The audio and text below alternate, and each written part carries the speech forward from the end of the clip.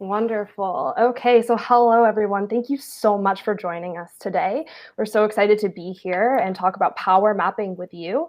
This is a critical skill when we're developing campaign strategy. It's sad that we couldn't be in person today, but I'm really thankful that we can still be together online.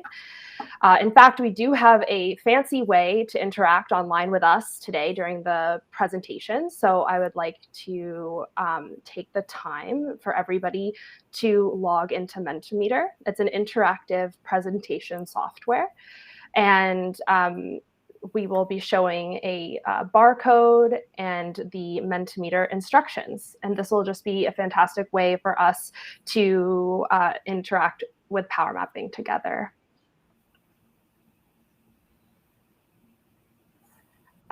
Nikki, are you able to show the barcode in the next slide? I can. Thank you. Right. Give me 1 second here. So, I know it's just 10:01 right now, so there's going to be a few folks that are still logging in. But if you could grab your phone and log into Mentimeter, you can either scan the QR code or you can go to menti.com and enter 9282889. And then we'll be able to interact with you throughout the duration of this presentation. Hello, Dawn.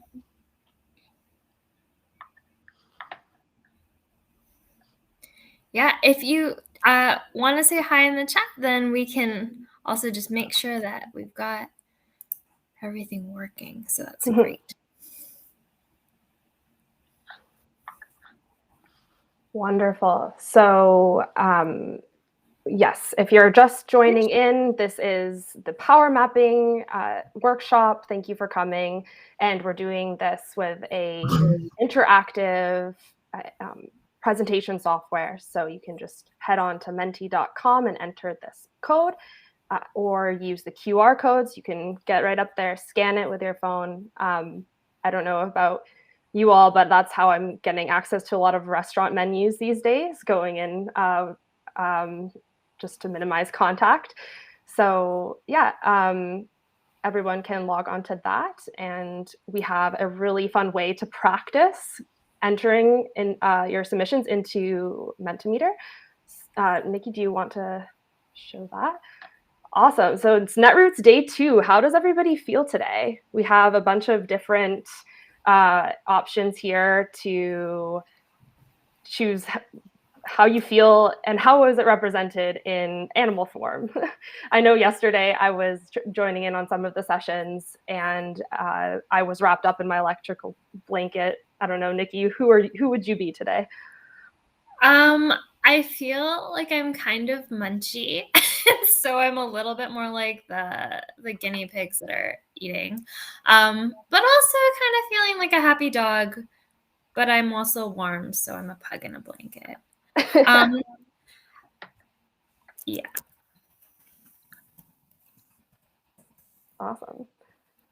So we'll just open this up a little bit more, get people to log on to Mentimeter. Should we do that, Nikki? Absolutely. So sorry, do you want me to show the code again? Oh, no, I was just saying, should we wait a little longer as people join in or just get going? I feel like we can just start getting going, and we know that people will continue to roll in. I see some people are still answering questions, so maybe we can just wait another minute here. I love how a lot of people are joining me with the blanket and the pug and lots of excitement, it seems like, with that dog running into all the presentations. Awesome. Okay. So I'd like to just go to the next slide, and we're just going to start with a territory acknowledgement. This is really important to both Nikki and I. So Nikki, take it away. Yeah, so my name is Nikki. I am here on unceded Musqueam, Squamish, and Tsleil-Waututh territory, also known by its colonial name as Vancouver, BC. When we go through this work or all of our organizing work, I think it's really important that we acknowledge what ancestral land we're on. And as most of us are settlers on stolen land to recognize how we can start dismantling all of colonialism and start decolonizing ourselves and our work. And so this is a map by nativeland.ca. I don't know if you've ever come across it before, but it will help show you what territory you're on. So maybe not now, but if you don't know what land you're on, it's a great place to start doing some of the research and getting to know the territory. And I think even when we think about immigration detention, when we think about ICE, when we think about what happens here, we also have to recognize that for many Latinos that are in the US, that they are being displaced from traditional territory as well, and that they too have could be considered Native American. So I'd like to ground this session in that knowledge. I'd also just like to ask you what the ancestral name is of the land you're on. If you're not familiar with the name, you don't have to look it up now because it might be a lot of screens to juggle, but maybe go research it later. But we'd love to hear from you where you are. And if you don't know, you can put the colonial name and maybe just like a note to think about researching that in the future.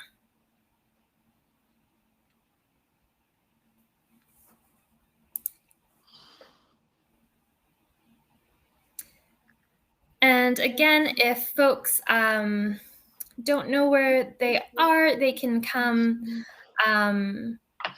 if they don't know how to log onto Mentimeter, there is a link in the chat, or again, at the top of Mentimeter, you can see how to log into this and vote.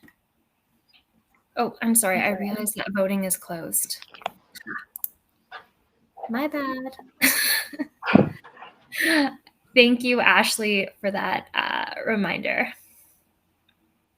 Awesome. Micmaci, Micmac, Lenape, Wabanaki, Tequesta, Piscataway,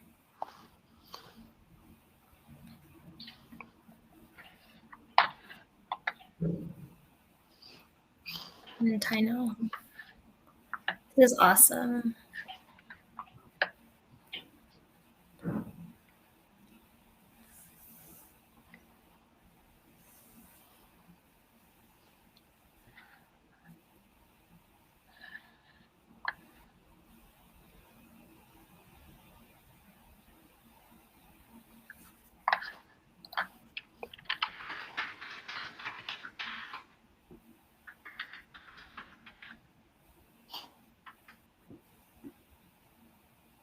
I'm gonna give it another minute here just because I know I had voting closed, my mistake. And some people might still be typing. Yeah.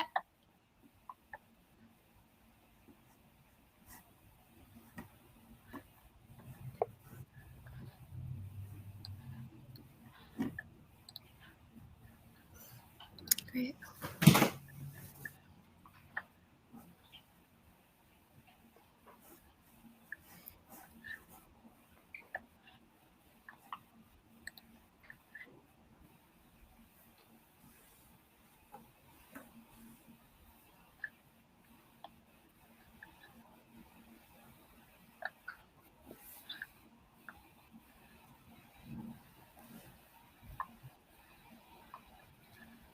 It's awesome to see where everyone is at.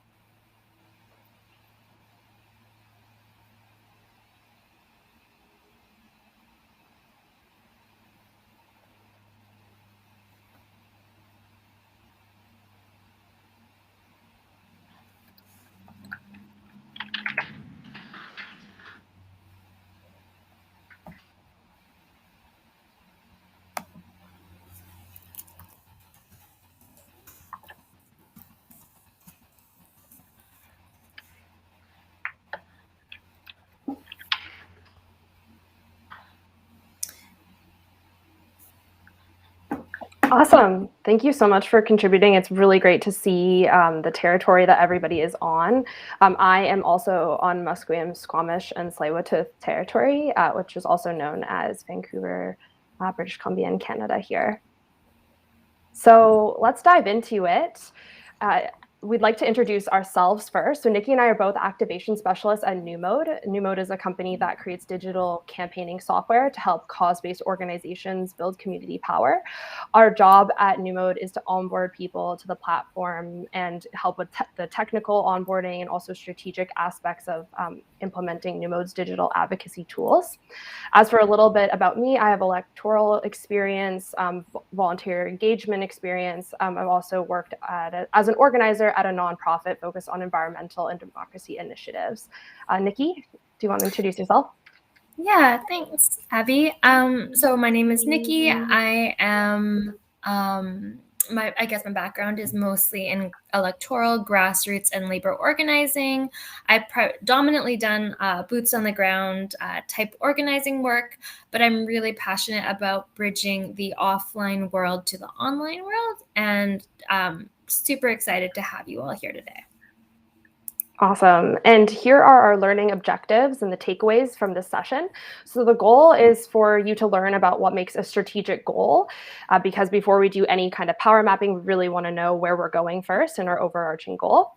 Then the second takeaway goal is to learn how to visually map power. And we will do this using Mentimeter. And then we'll also discuss what makes a good target so that you're informed before narrowing down on a specific one. And finally, we'll talk about how to do this on your own so you're set up with the skills to take this to your team. So we will be taking questions at the end of the session in Mentimeter and probably engaging a little bit less in the chat. Feel free to engage with each other. And if you have any technical problems, just feel free to write it in the chat, and the Netroots tech manager, Dawn, will assist you. So we want to go over some community agreements before we start. And Nikki and I just think this is really important to do before any session, whether or not it's in person or online. We just want to ground into some community agreements that will govern this online space. So just please keep this in mind as you watch our presentation and interact in the chat and in Mentimeter when you ask questions at the end.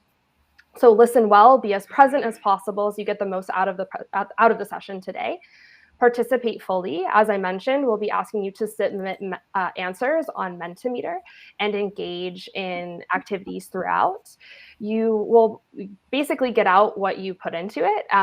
So we really encourage you to participate in Mentimeter. But of course, you always have the right to pass. What that means is basically if you do not want to answer a question or you do not want to participate, that is totally okay. We know everyone has a lot going on in their lives and things come up. Speak from your own experience. Do not speak on behalf of someone else. Every person and organization has a different experience and background. So do not make assumptions and just use I statements. And lastly, no put downs of self or others. So simply be respectful and supportive of yourself and others here.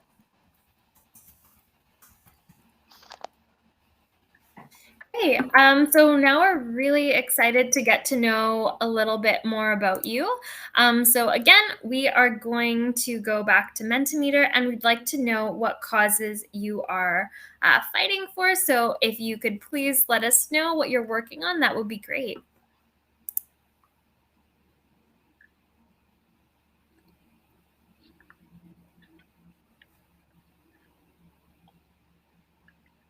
Climate change. Climate change, very important.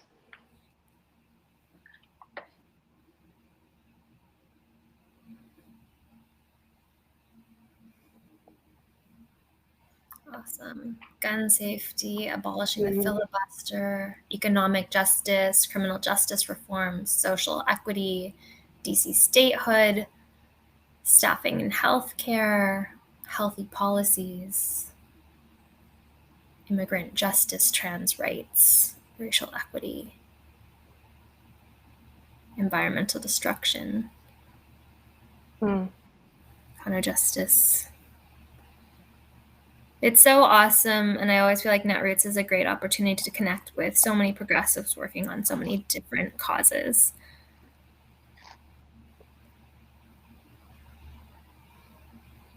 Amazing. And I also just love how we can see all of the causes that we're working on together side by side here. And it's just so inspiring to really ground in our activity of like what our visions and values are moving forward. So I always really appreciate seeing all the causes everyone's working towards. Good. Awesome. Okay. Thank you, everybody, and for fighting for these really, really important issues. Now move on to power mapping. So we're going to start our power mapping exercise, and I first want to define what power mapping is. So power mapping is usually done in a group where you will brainstorm the actors, the stakeholders, and decision makers in the political and social landscape for your cause and campaign. It's a visual representation of where power and support lies within these actors. The analysis allows you to identify the power, or who has the power, sorry, to make those change happen, and the allies who can help you get there, but also the opposition. And when we have all of this mapped out, we can more easily see different pathways to win, which can greatly inform our strategy and our tactics. So there are steps to power mapping that we've outlined. And the first one is we really need to define a strategic goal. Before we map, we need to ground into a goal and be clear on the end game before brainstorming. Because if we're not clear on this, it can lead us off track. And Nikki and I, when we work with subscribers, we can see this quite often. If there isn't a clear goal, it's really easy to go off track. Number two, once the goal is clear, there needs to be a brainstorming session of all the stakeholders and decision makers that are related to the landscape. Once that is done, number three, analyze the power and influence each stakeholder and what power they have over the cause and how supportive they are as well. After this, you will pick a target and discuss briefly how to analyze the relationships that this target has to further nuance the tactics that you might use in order to reach them and persuade them. So this is the step-by-step. We're going to go through each one and together with Mentimeter. And to do that, we are going to introduce a case study. So this case study is technically fictional in what we have written, but it's based off of a true story. It's about immigration rights and rights for undocumented folks in the US. And as we learned from the keynote speaker last night, Tanya, that it is a very, very important and pressing issue for a lot of people. So without further ado, Nikki will introduce that case study. Great, thank you. So I'm just going to read what we have here. So Anna is trying to enroll her child in the local public elementary school. The state she lives in is considered a sanctuary state. This statewide policy is as follows. Any child of school age is eligible to access free public education for grades K to 12 at a school within their local school district. Anna also has precarious immigration status, but was told she'd have no problem registering her child in school because of the state policy. So she heads to the local elementary school and asks for a registration form. When she gets home, she realizes that the form provided by the school asks for proof of residency, proof of immigration status or citizenship, and proof of income. If she fills out the form, she fears she'll be reported to ICE, but she also wants to make sure that her daughter has access to education. Anna knows many parents who share the same concern, and they've mobilized for causes similar to this in the past.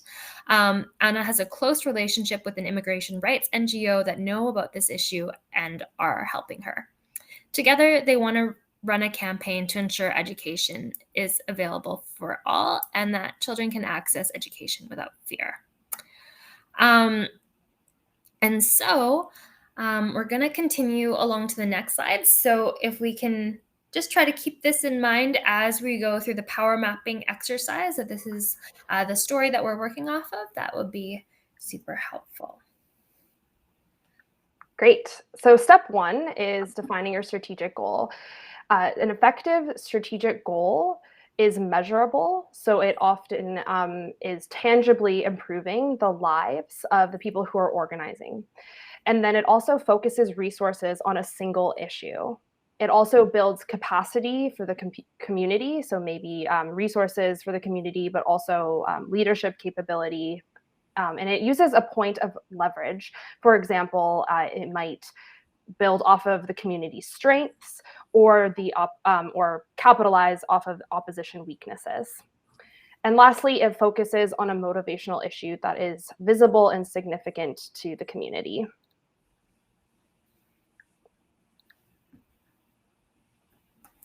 Great. So we just discussed how to set strategic goals. So our strategic goal for the scenario is the following. We want to eliminate asking for proof of immigration status when enrolling in school so that the process to register in school aligns with the statewide sanctuary policy. We can ask ourselves if these questions, is this strategic goal measurable? I would say yes. We can see at the end of the day whether undocumented students are able to register in school. We might see enrollment rates increase in schools. Does this goal focus resources?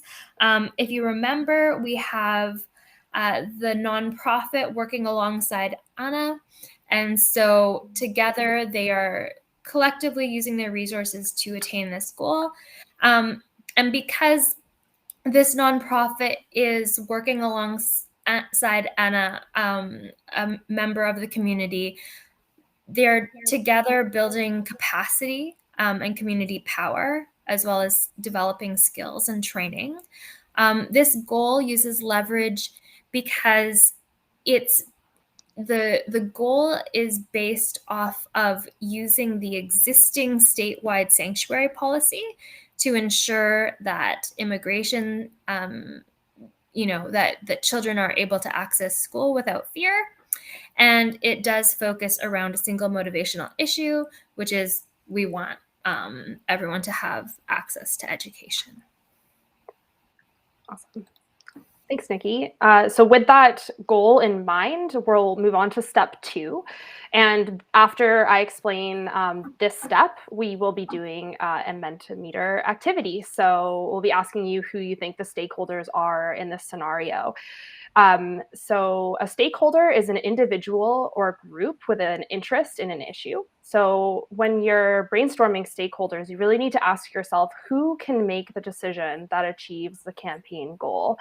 Also brainstorm organized stakeholders and influencers, for example, maybe teachers union, and then think about who are the core constituencies. So people who are directly affected, who may not be organized, like students or parents. Think about who has the power to fix the problem, or who are the people who are ideologically and geographically relevant to the issue, so community groups, and who is already working towards a solution. So in sum, stakeholders and influencers, decision makers, these are people that have a decision. These are people that have an interest in the campaign that you're working on. So it's really a brainstorming activity that you don't want to think too hard on, just getting out all of the people that are related to this issue so you can map them later.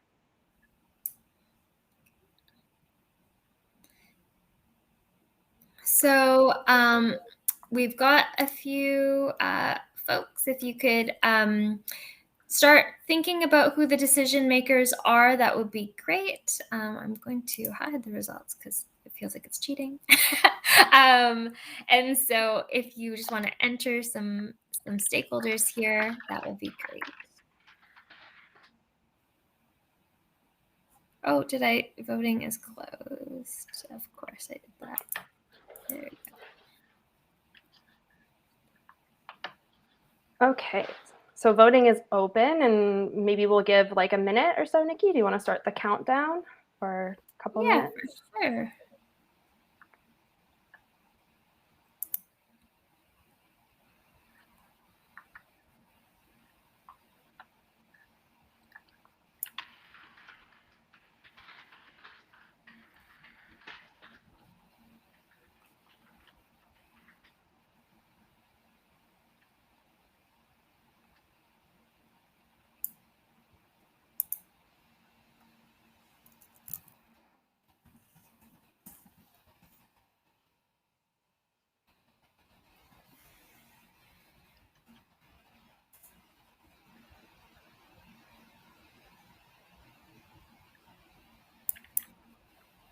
All right. So some folks are still writing the stakeholders, but we've got some here as well. So people have written, oh, sorry, I've got way too many screens open here.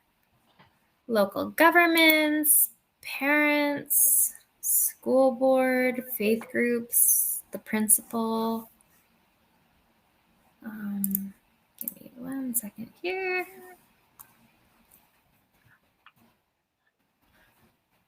All right. Lawyers, the government, school board, churches, the State Board of Education created the problem. Yeah.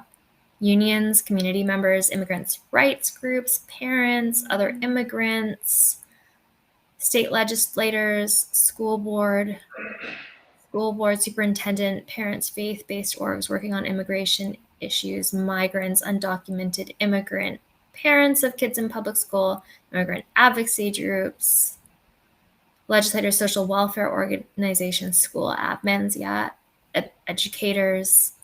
Awesome. Thank you so much for participating in this brainstorm activity.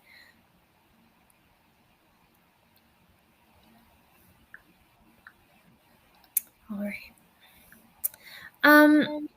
So now we're going to move into step 3. So we're going to start mapping power and influence. So we've thought about who our main stakeholders are with this scenario. And so to recap the story, Anna is an undocumented mother trying to enroll her child in a local public school. She lives in a sanctuary state. The statewide policy is that any child of school age should be able to access free public education. In the catchment area, the school registration forms ask for information that would reveal Anna has precarious immigration status, and an immigration rights NGO wants to help Anna run a campaign so that education is accessible for all without fear. And so now we're going to think about some of those stakeholders that you listed. And Abby and I had a fun time coming up with backstories of what these stakeholders are like and who they are. So we're going to give you a little bit of a rundown on our actors here. So our principal of the school is a white cis male. He's new in his role. The parent groups that are involved are affluent. They can be progressive sometimes. They voted yes on creating a lunch program. They voted no to gender-neutral bathrooms. Our governor is a second-generation immigrant. The school board is majority progressive. They have that like one person who's a little bit more conservative and pretty vocal about it.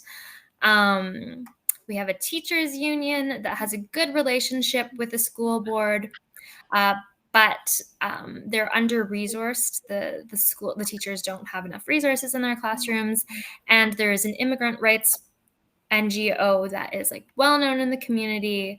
They've done a lot of grassroots work. They're well funded and they're established. They've been around for a long time. So I know that's a lot of information, but we were just trying to come up with something so that you have, so that you can work with it. And now we're going to move along, and Abby is going to take it away. Awesome. Thanks, Nikki. So yes, these are the stakeholders and influencers we identified, and many of you did in the brainstorming session. So in a second, we will be asking you to map them onto Mentimeter. And I'm just going to explain the grid that you will be seeing on Mentimeter and how you're going to be ranking the support and the power that each stakeholder has. So the x-axis is the stakeholder's position. So this axis shows the position or the perspective, the level of support that that stakeholder or actor, decision maker has to your campaign goal. So on the left-hand side, that is the end of the spectrum where the actor would be strongly opposed to the campaign objective. And then on the right-hand side, they would be strongly supportive of the campaign objective. So when we open the Mentimeter activity soon, you will be asked to rank each stakeholder's support for the campaign agenda. So we did give a bit of that background story. Of course, it's totally subjective and there's no right or wrong answer, but it's just a fun activity to get you into the mode of trying to brainstorm their level of support. And then the next section is the y-axis. So the y-axis represents the amount of power or influence each stakeholder has over the decision that of implementing or getting to that goal that you have. So power can come in very different forms, right? For example, if a stakeholder controls an institution, that can be seen as power. Or if a stakeholder has access to media, resources, and a high-profile person, that can be power as well. You can also have power in membership or in numbers. But power should always be analyzed in relationship to the goal. So if somebody has a lot of power in numbers and membership, does that matter, though, when it comes to achieving this particular goal that we have?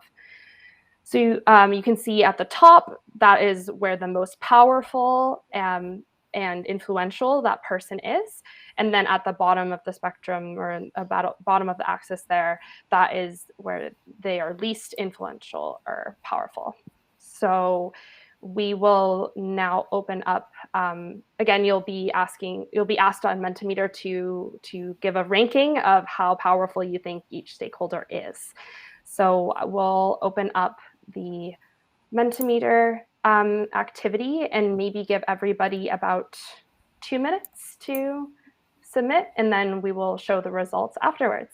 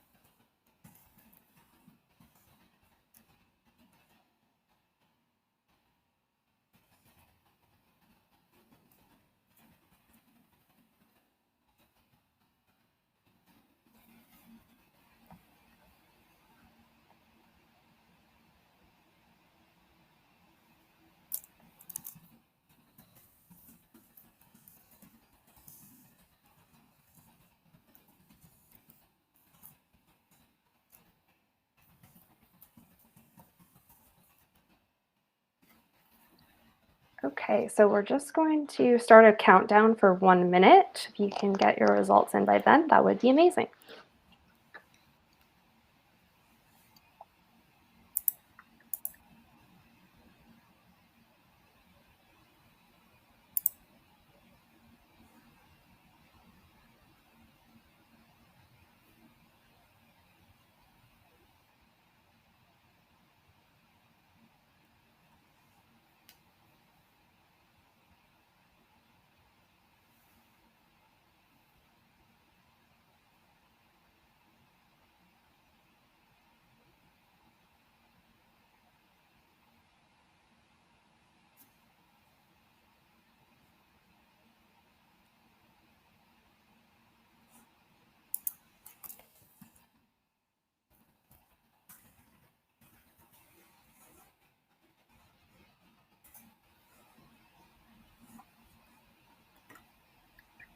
All right, so if you could start finishing up your answers, that would be awesome.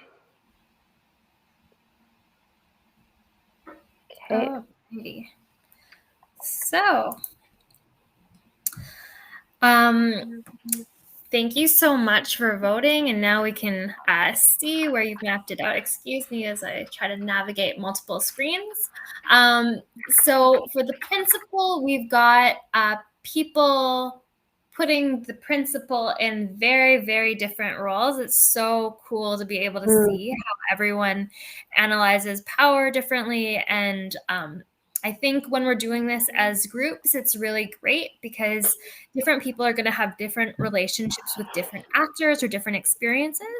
And we can really come up with like a strategic plan when we're organizing, when we're really able to have conversations about these different viewpoints. So the amalgamation of where all the results landed for the principal was, he's moderately influential and powerful, but he's not as supportive as other members.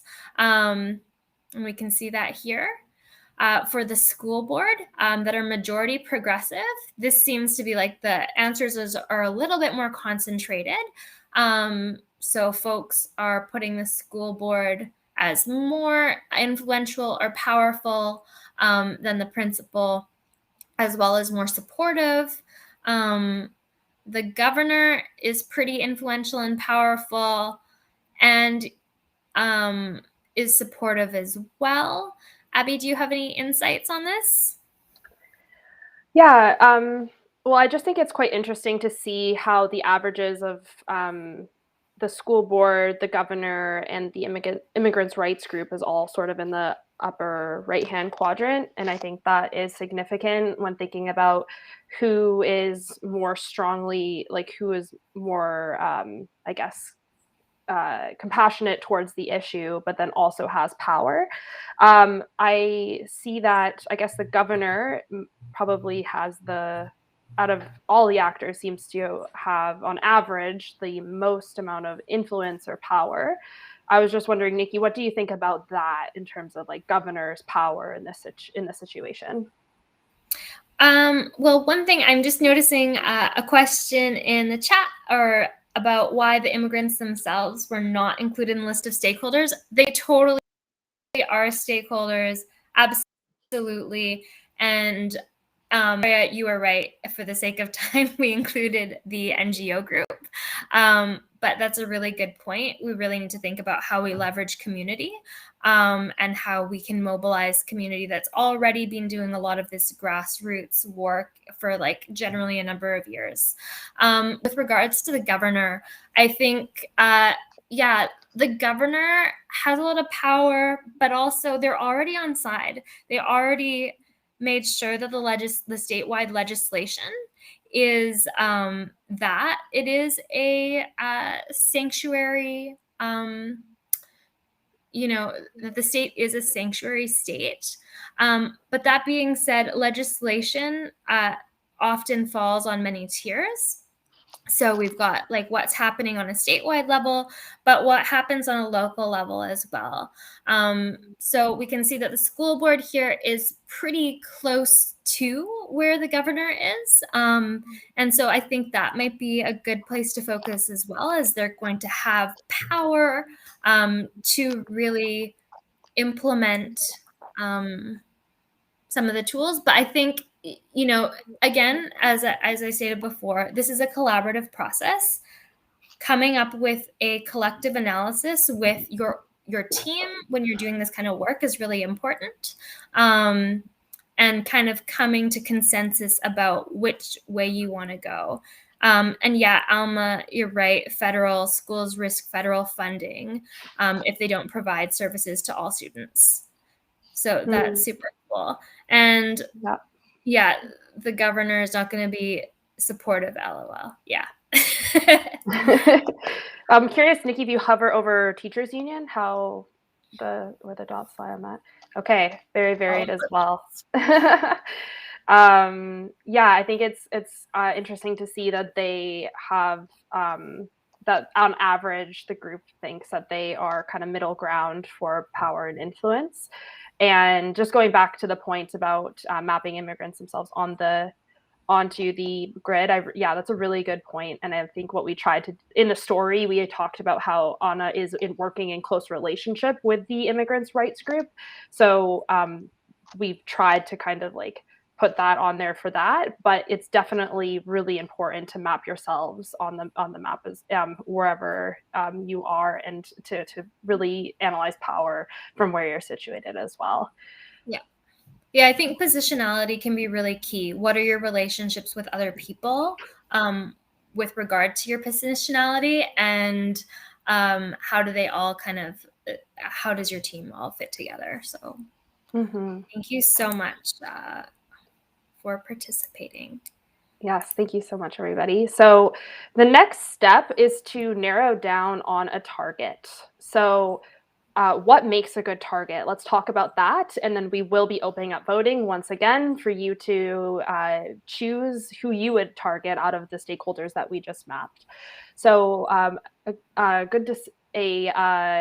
really good target is a decision maker. So they have direct influence that they could, or they have direct influence on a decision-making process. Another thing is if they're influential in the media, maybe this is a influencer on social media, or they have a high profile in the news. Nikki, do you want to go over the next three? Yeah, so I think another way someone could be a good target is that they're able to be an example or demonstrate impact in their work. So just kind of like they could be influential in the media. Maybe they're like a really strong community leader. They have an impact on people's decision-making processes. We also have high profile like fence sitters, so people that like could potentially vote like yes in favor of passing a bill that is what you're advocating for, but they're still making up their mind on it. And then we have soft target wins. So just like really easy wins. Maybe there's someone who's like never considered this before, but they're generally supportive of all these progressive causes. So you might want to go and talk to them. Awesome. Okay. So keep this in mind when voting on who you would choose. So we'll open the voting up. Is voting? Yeah.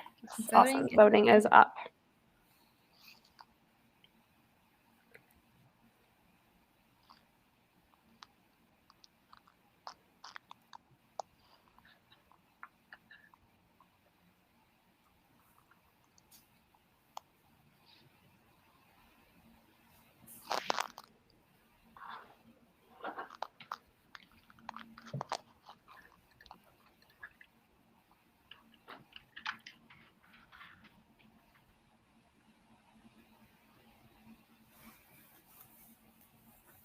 I'm just gonna start a little countdown here. So we'll give it a minute and then we will close it for questions.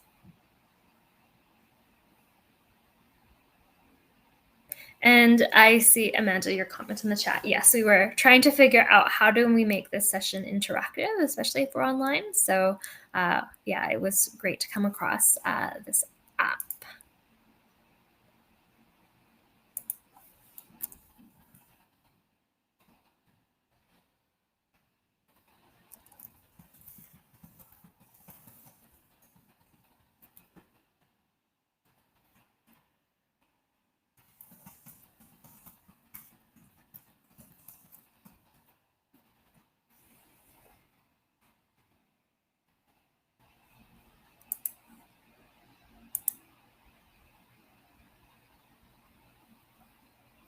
Okay, 5 seconds.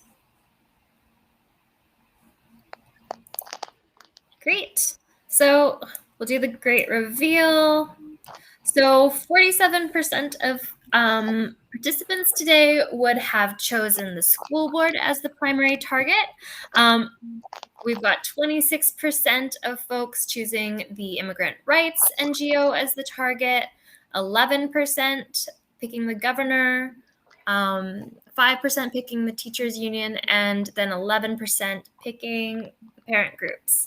So if you could, if you chose, let's just start. I'm really curious as let's start with the parent groups. So if you chose the parent groups to be your primary target, can you let us know why you chose that in the chat? And we'll kind of, and if you chose, the governor, let us know, or the teachers union. We're just curious as to why you chose who you chose. There's no wrong answers because it's all very subjective, right? And it's a very hypothetical situation. So don't feel shy. Just tell us why you chose them. It's no wrong answers here.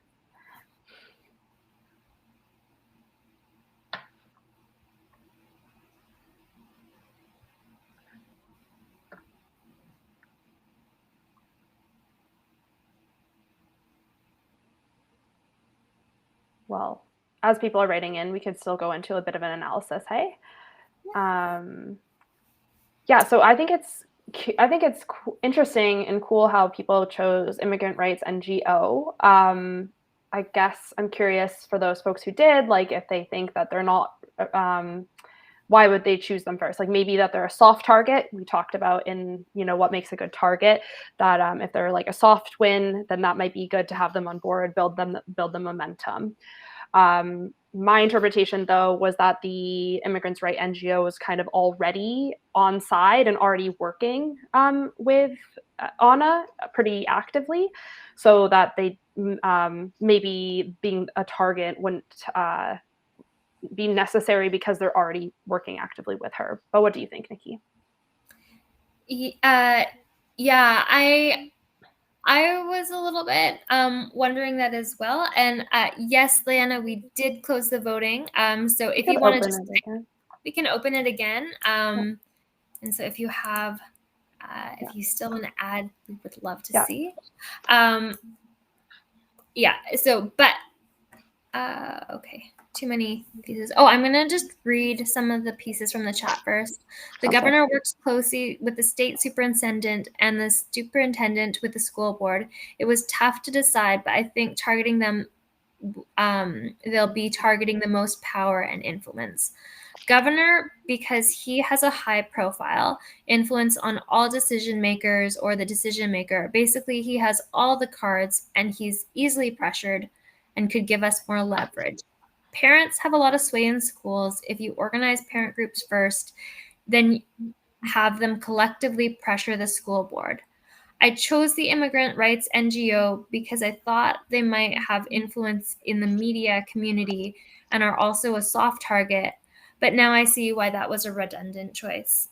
I feel like, as we said, like, there are no wrong answers. And I think it also depends on like time and capacity. I think the question we always have to go back to is, who is going to help us achieve our strategic goal?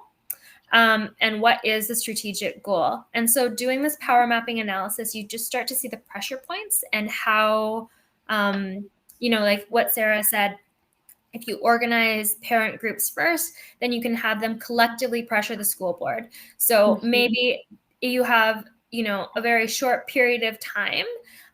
You're going to go, just email letters, have your, create an online email campaign and have people send letters directly to the school board. If you have the ability and the capacity, maybe you're going to have folks organize the parent groups and have build that and mobilize those groups first, and then move them up the ladder of engagement in other ways. I think it really just depends, again, on time, capacity, and context. It's really contextual. I also wanted to speak to the person that talked about the governor being a high profile and making an example, because yes, that's really building off of like what makes a good target. One reason why you might choose a target is if they are high profile.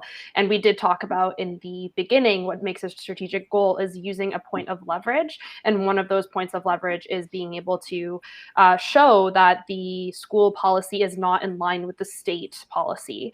So if the governor is, in this scenario, a high profile person, then there's a way to put pressure by them making a big deal about this, being disappointed in the school, maybe some element of shame that they are not living up to the progressive policies that the state has put in. Yeah, and I think with regard to what happened in real life, because we did say that this was based off a real life example, it happened here. I'm in Vancouver, BC, so my province is British Columbia. Our premier, which is kind of equivalent to like a governor, like the policy did exist that any child should be able to access schools on a provincial level, so long as they were of school age and living in the catchment area.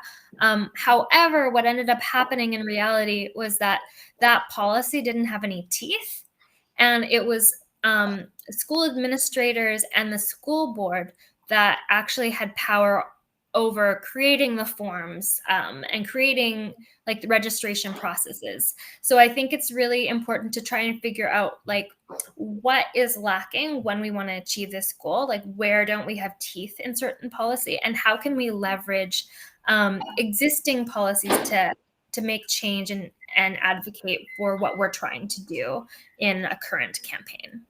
So with that being said, Nikki, like who would you have chosen then? Like in the real world example, we targeted the school board because it was the school board that had the authority to, and the connections as well, to change policy at the school level. And as much as it was like, as much as we needed legislation on a provincial level, it was administrators that were really coming up with unfair policies and practices. And so we needed to change their minds. So I think there are like a lot of different ways you can go about this. And it's really important that when we're looking at how we do campaigning, we work collaboratively. So, if you're building coalitions, maybe like one organization is targeting the school board, whereas another organization is organizing, the parents, and another one organizing the teachers. So just something to think about. And I know we only have a few minutes left here, and we want to answer some of your questions. So we're going to just talk a little bit, like for a quick minute here, about how we analyze our targets' relationships. So kind of like to speak to your question, Abby, when I talked about targeting the school board, we also figured out what influence and relationships do school board trustees have and who can motivate them. And so when we think about this, we can think about, well, maybe one school board trustee has a really strong connection with their church.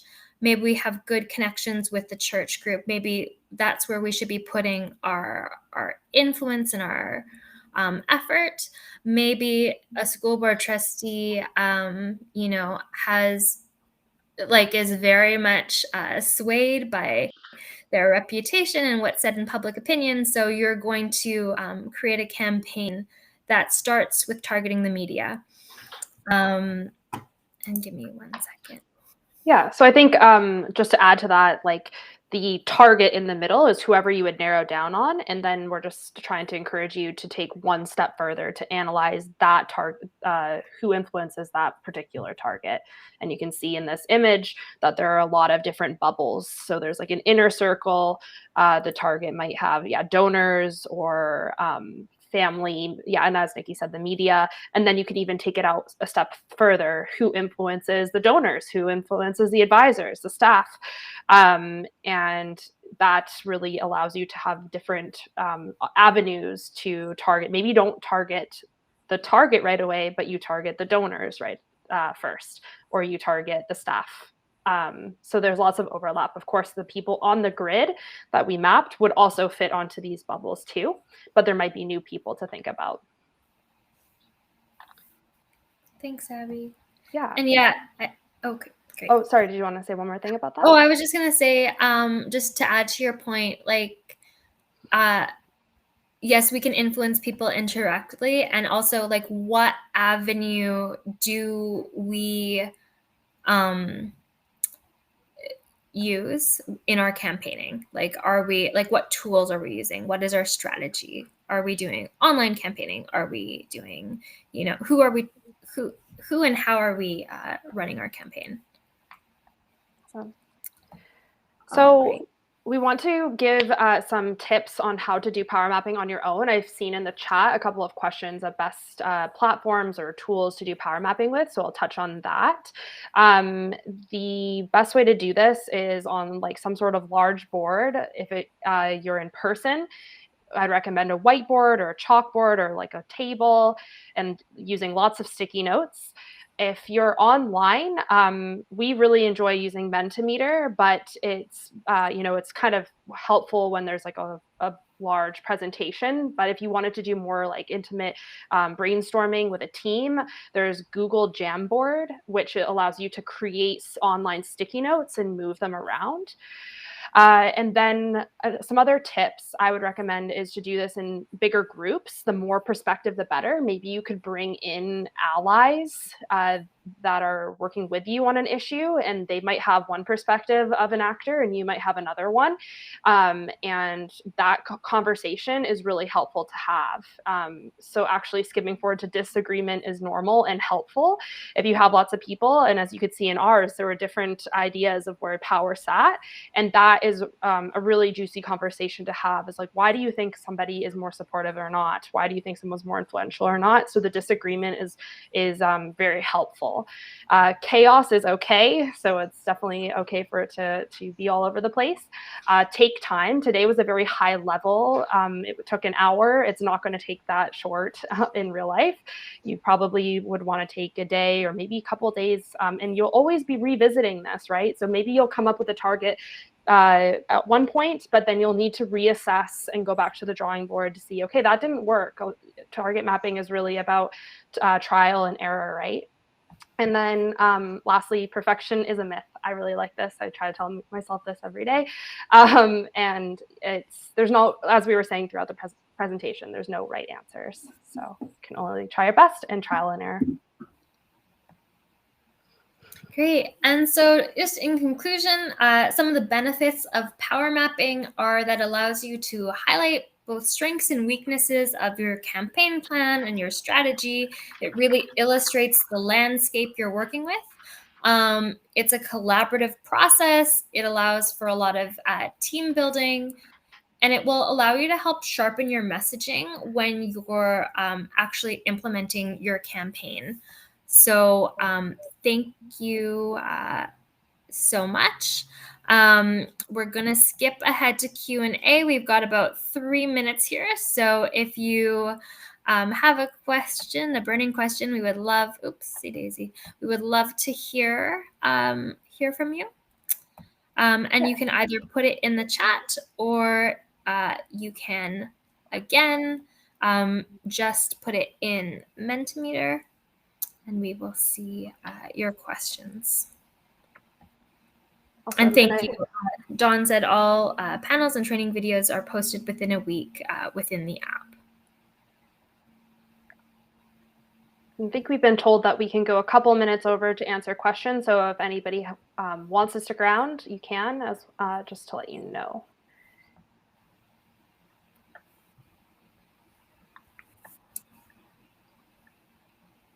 Maybe as questions are rolling in, I'll just talk about how you can get in touch with us. So if you wanted to, you can add myself or Nikki on the Netroots app and say hello. We always love chatting with people and connecting. If you wanted to ask any further questions or talk about collaboration.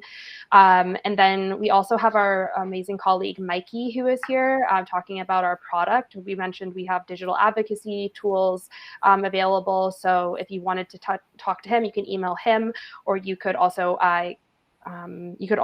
go to the exhibition booth that Netroots provides, and he will be there as well.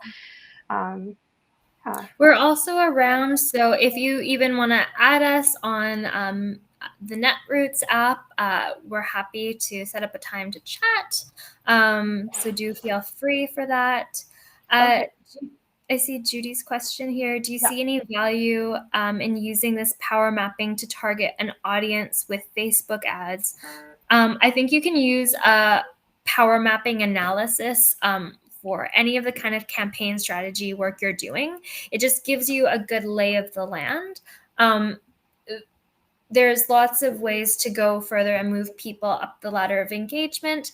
But yes, I think it can be a useful tool in figuring out like who is your audience and what is a particular message that you want to convey to them. Yeah. And what about shift schedules for labor organizing? I feel like I would need a little bit more context, Joshua. So if you want to, I know this is going to wrap up pretty quick here. So if you want to just send us like a message through the app, then we're happy to chat about that as well.